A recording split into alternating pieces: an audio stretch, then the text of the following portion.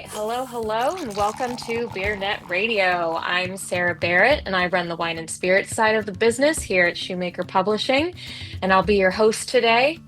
Joining me is Justin Peckerofsky, the founder of a new line of cocktails called Bubl Cocktail Shots. Justin, thanks so much for being here. Thanks for having me, Sarah. I appreciate your time. Yeah, we will just dig right into this. So obviously, ready to drink, ready to serve. You're hitting a bright spot in a tough, just overall total distilled spirits, total beverage alcohol segment right now. So already you're in a good spot, I think, starting off. But before we get a little more into the brand, if you'll first just kind of give me a bit more about your background, let everybody know who you are and kind of how you got into the booze business. Sure, of course. Yeah, it's been a journey. I started in basically my primary background's been in the hospitality industry, food and wine. Went to culinary school. I love food. I love restaurants. I've always have since I was a little kid, shopping with my mother in the food store. So it goes all the way back then. I work for Star Restaurants, which is he's a predominantly huge restaurateur. If you've ever heard of him, he's in Philadelphia, New York, Florida. He's got a ton of restaurants, and I helped open up several of them. So Budokan and Tangerine and Pod, namely in Philadelphia. And then I got into this business. I actually waited on one of the owners of Allied Beverage, Bobby Harmony. So it was a Oh, night of, funny. yeah, it's crazy how life kind of and karma happens. I was waiting tables. We're ready to close the restaurant, Butcher and Singer Steakhouse in Philly. It was one of the openings, and he and his wife came in, and it was just us in the restaurant. I was mad. I was ticked off that I had to stay another hour, but it was the rest of my life, right, Sarah? So he ends up like, you gotta get in wine spirit sales. I need you. I need you to work for Allied Beverage. So that was back in 2008. So I haven't looked back since. So 2008, I got hired as a field sales manager. And then I got promoted to key accounts on premise, then key accounts off premise. And now I have a sales run, which I've been doing for the last 10 years that I've been building as I'm building this brand too. Sure. I mean, what a great example though about like the relationships, the importance of relationships in this business, right? Absolutely. Yeah. To run into him like that. Awesome. Okay, well then let's talk. I love that you have all that hospitality background. I feel like that really helps in probably the development of this brand as a cocktail shot and bubble. So for people who are watching, you can see what the brand kind of looks like and get an idea of the packaging and whatnot. It's very sleek for listeners. If you can just kind of tell us more about it, give us the specs and what's kind of off on offer right now. All right. So we have these three flavors. We have lemon drop, Sex on the Beach, Cosmopolitan. There's 22 bubbles in one bottle, plus the cocktail that it's submerged in is the same that's in the bubble. So that's also the same proof, same everything. So you're about 12% ABV in alcohol. We actually have a lot of new flavors that are on the horizon, but a little bit more on the actual details of the product. You could serve these as a shot, and that was my idea was perfecting the shot. I couldn't stand Jello shots, when I used to go out to the clubs, and I was like, I hate Jello shots. Why are these so popular?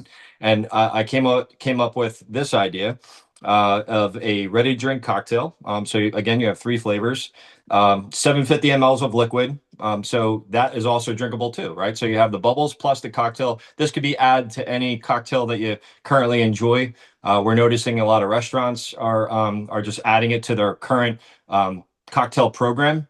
And then you have, add it to your beer, and then you take it as a shot. So in the restaurants and bars, that's how they're doing it now. Okay, perfect. All right, explain kind of the development of this cocktail bubble, and I guess it sounds like you were just inspired mostly by an improved Jello shot version. So kind of explain what it is and how to consume it. So the idea came from popping boba. As everyone now sees, I mean, this was almost we're going on 12 years ago, where I was playing around with popping boba, and that wasn't popular then. I mean, it was at a banquet restaurant that was in Jamaica, and I said, well, how can I create something that's like this that is bigger, the same pop but bigger pop, and I just loved how they popped, and it felt like caviar, but something really big, and that's something that's really going to blow your mind, and you can hold it in your fingers, and have fun with it and have that tactile experience. So how we developed this, obviously, trying to find a food scientist that was willing to take this project on was a challenge. I called 17 food scientists all over the country. Every single one of them said, no, it can't be done. No, it can't be done at scale. I can make it, but it won't last. There was a lot of reasons why some brilliant doctors of food scientology, along with others, did not want to take it. So I gave up on it. And then this one day, my Uncle George, who is a scientist himself, he's not food scientist, but he's pharma. He said, "Try this guy. He specializes kind of what you do." So his name's Jack Parker, who is one of my he's one of the partners of the company, who's our chief R&D. He is basically the brains behind this, who was able to make this at scale, make it shelf stable. Obviously, there's a lot of things like that you have to worry about in the stores. So this is 18-month shelf stable without refrigeration. So there's a lot of things here that, in order to sell this at scale, needed to be done. And I would say R&D alone was well over 3 years of R&D. And then Mm. imagine, as my partner Jack says, imagine creating a refrigerator in the colonial times. That's pretty much what this was like, because there's nothing on the planet that exists like this, and there's nothing on the planet that makes these at scale. Yeah, absolutely. So real labor of love then if you've been working on it for so long, but it's only recently released, right? Just earlier this year. Yeah, we released it in November, actually, of last year. Was the Oh, November pre-sale last was year. in October, and we end up shipping in November. Nice, perfect. And so then is the focus on premise, I would imagine, that being kind of your background as well? Sarah, it's interesting you say that and ask that. A lot of people ask me that question, and before I would say this was primarily going to be an off-premise brand. I didn't Hmm. think this was going to really take in the on-premise, but it's almost a 50-50 split. There's interest between both. Again, perfecting the current cocktail program that you have. I don't want to call this a garnish because it's not. It's not an elevated garnish. This is something cooler than that. I would say it's an enhancement to your current cocktail. Take any restaurant, they can add the lemon drop to their, one of their draft beers. Add $5 to your cocktail menu, $4, albeit.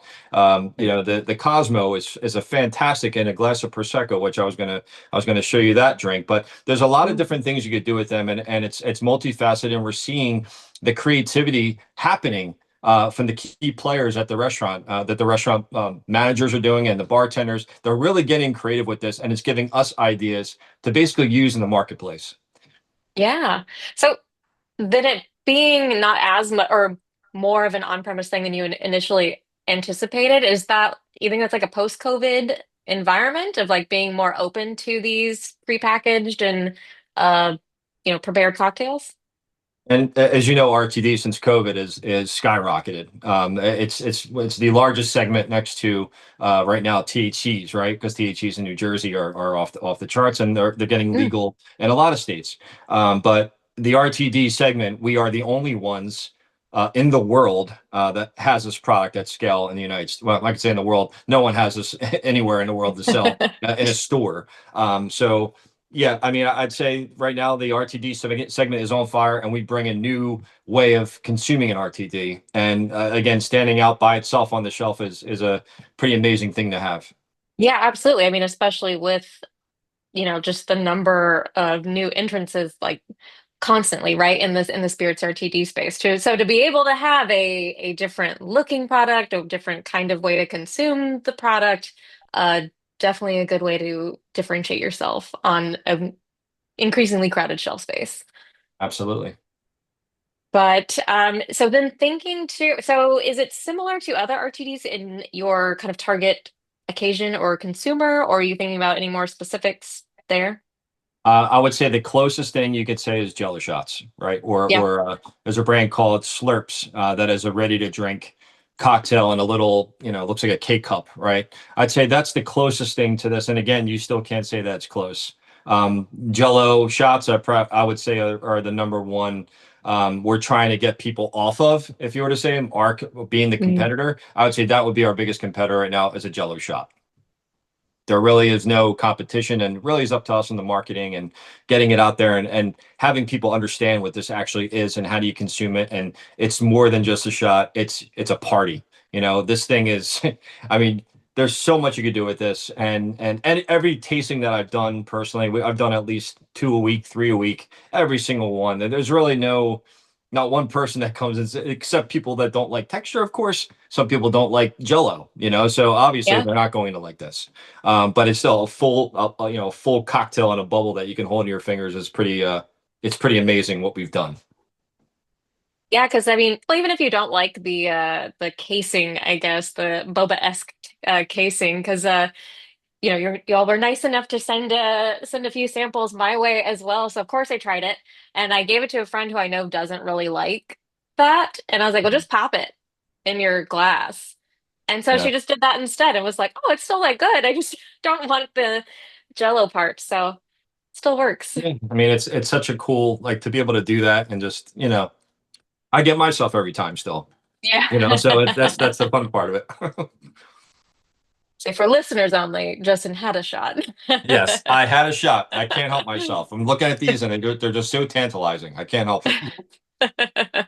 Oh, that's a good ad then there too. Just Mhm. the founder drinking it himself. Yeah. Awesome, awesome. So then what's kind of been the reception so far, in the market? Consumers, trade, who's kind of gravitating towards it the most? Sure, it's really everybody. We we did some research with Vernon Research, you know, 3 years ago prior to the launch, and just to see what the target market would be. Of course, Mhm. it is a wide variety of people. It's when you think it's 21 to 25, college kids, that's our market. I've seen 7-year-old women that have purchased this. I've seen, you know, uh, as old as an 81 old construction worker that came in and sampled this, said, I need 2 bottles of this. So it's really hard to gauge at this point. We're still early in the game. Mhm. It really is a wide variety of people that are enjoying Bubble right now. It really is amazing, and the reception's been more than I can imagine. Just extremely positive across the board. Everybody loves Bubble, and anyone who tries it that doesn't like Jello or doesn't like Jello shots or boba or what have you still says, I need to take this to a party. I'm going to a party. I need to bring this and have them see it. So Yeah. that is a fantastic sign. When you have someone that's coming in the store that knows what they want, there's no change in their mind on what they're getting. They're getting that 1.5 of Yellowtail Cabernet. They don't drink. What is that? That is interesting. And they're going out and they're taking it. I got to bring this to my party. I'm going to a Christmas party, what have you. They want to bring it and show people and show it off. Yeah, absolutely. I mean, I would guess that would kind of goes with the just premiumization too trend as well, where you want to drink better, right? Or have like an experience too to go along with it. So I feel like, yeah, you're kind of hitting that plus ready to drink trends there. This is kind of meeting, if I drew a Venn diagram, bubble could go in the middle. That's great. It's also, plant-based. We don't add any additional sugars. So low in alcohol. We're hitting all those things, right? So plant-based, low in alcohol. People want to feel better. They don't want high alcohol. That was another thing. A lot of the Mm. people that come in and try, oh, I don't drink high. They saw, oh, 12%, that's not bad. When you look at ABV, it really isn't. It's actually a low alcohol product. It's considered a low alc product. So that's a big selling point in this day and age. Absolutely. So I think we hit all the strides with that. Yeah, 100%. So what's the availability so far? So New Jersey, Connecticut, Mhm. Pennsylvania, and we launched Louisiana, I believe October 1st, officially. So yeah, we have Nice. 4 states in the first year is amazing. We haven't even hit a year yet. Year's in November. So we've done some, again, amazing things in such a short period of time. And there's other states that want us. We're just trying to do it right and market this properly and kind of crawl before we walk as we launch in other states. A lot of states want us, and we will be at your state soon. If you're listening to this podcast, it'll be very soon. Perfect, perfect. Yeah, so I guess that kind of dovetails nicely into what is the expansion plan? Like how are you choosing which markets to hit up next? So a lot of it has to do with our manufacturing phases. Where Mm. we are up in the sky, kind of operating the airplane and fixing things as they come up. Again, it's never been done before, so we're learning every day for how to make this product at scale and how to make it efficiently. So it's extremely important to us to make sure that we fulfill the market demand Mhm. and be able to handle that market. The problem isn't launching the stage or finding who the right one is. The problem is can you make enough to make sure you can sustain, the demand. And we want to do it right and have Bubble available for everybody. So we stay in our backyard. Obviously, is the East Coast. Mhm. Actually, VA, Connecticut. Stay around here. Louisiana actually is the furthest we can go at this point. I mean, it's not East Coast. We took that on because we're going to be a part of a big event out in New Orleans. And it's obviously a big drinking town, so we decided to go ahead and move forward with the launch with Louisiana. But the plans are for next year, we're probably gonna be Florida, California, start hitting the West Coast, maybe even Texas. So there are plans for that, and obviously our research is done basically vary on the markets. Mhm. The top consumption markets. Wisconsin's number one, but it really comes down to be in this fragile market that we're in right now with a lot of change.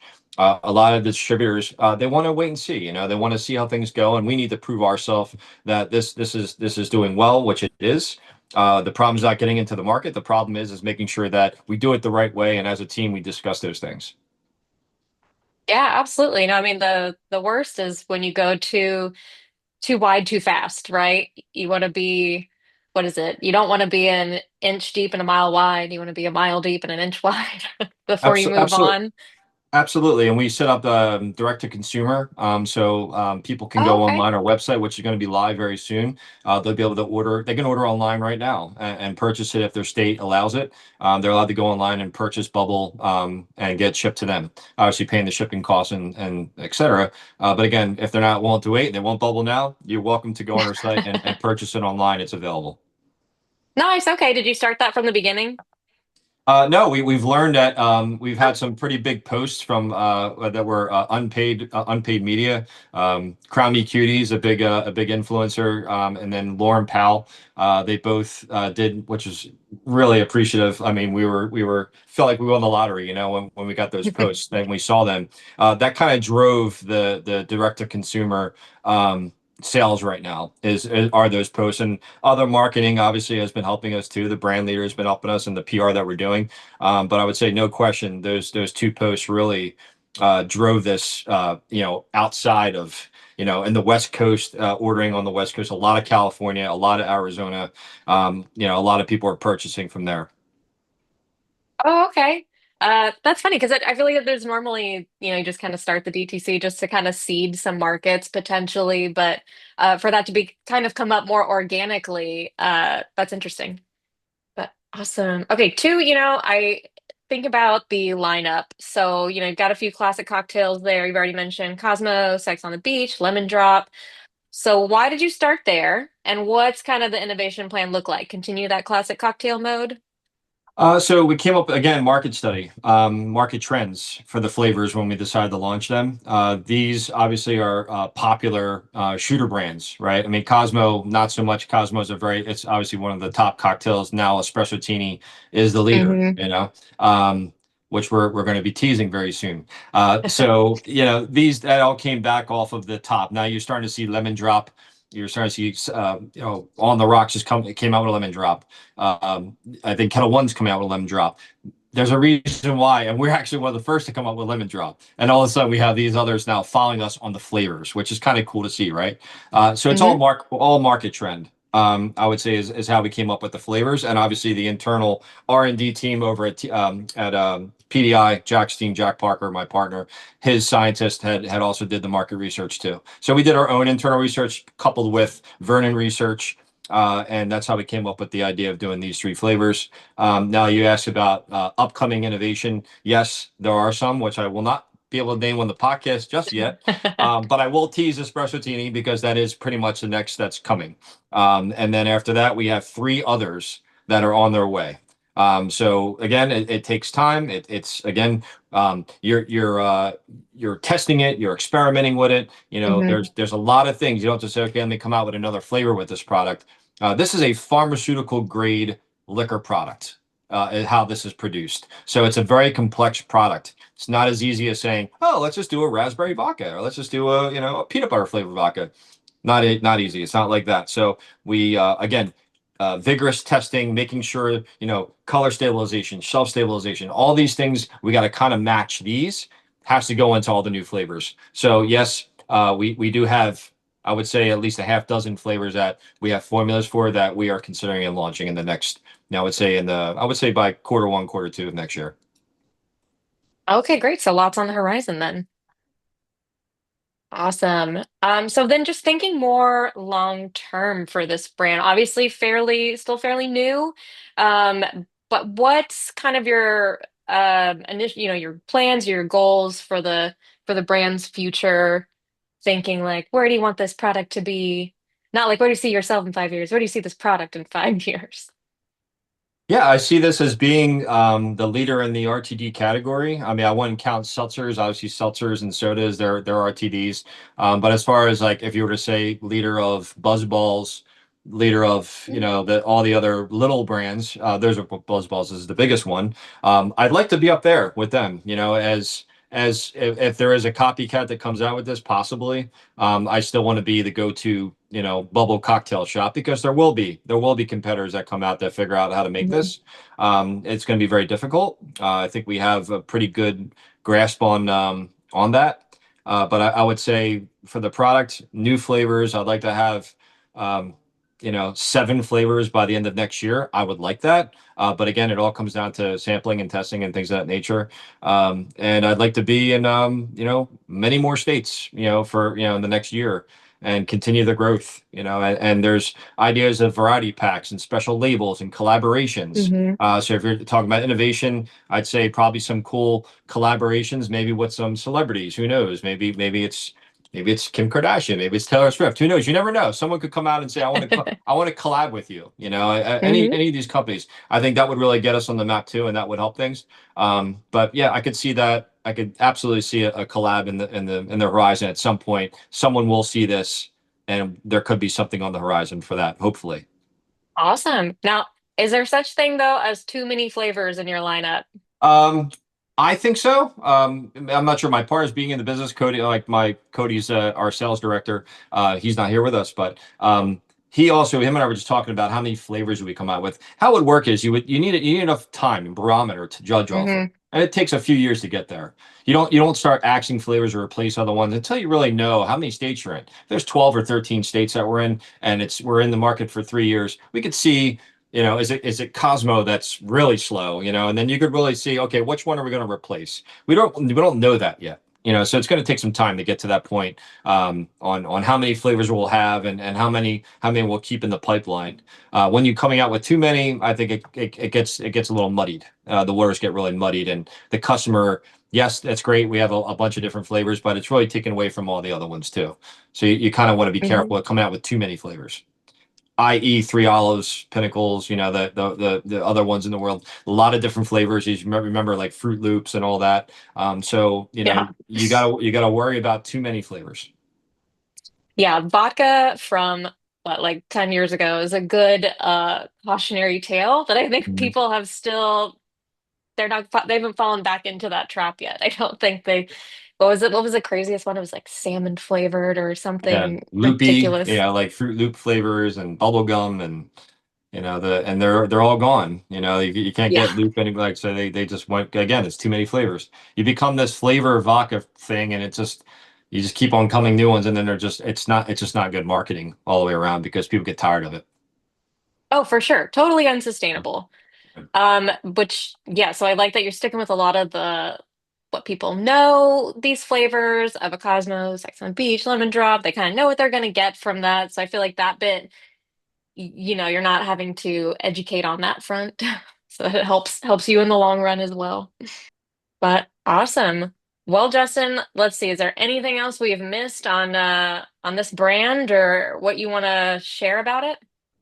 No, I mean, you got pretty much, I think we covered everything. Going into new states, we're working on that, and we have a lot of exciting events coming, and there'll be some new marketings that we'll be seeing in again, quarter one of next year.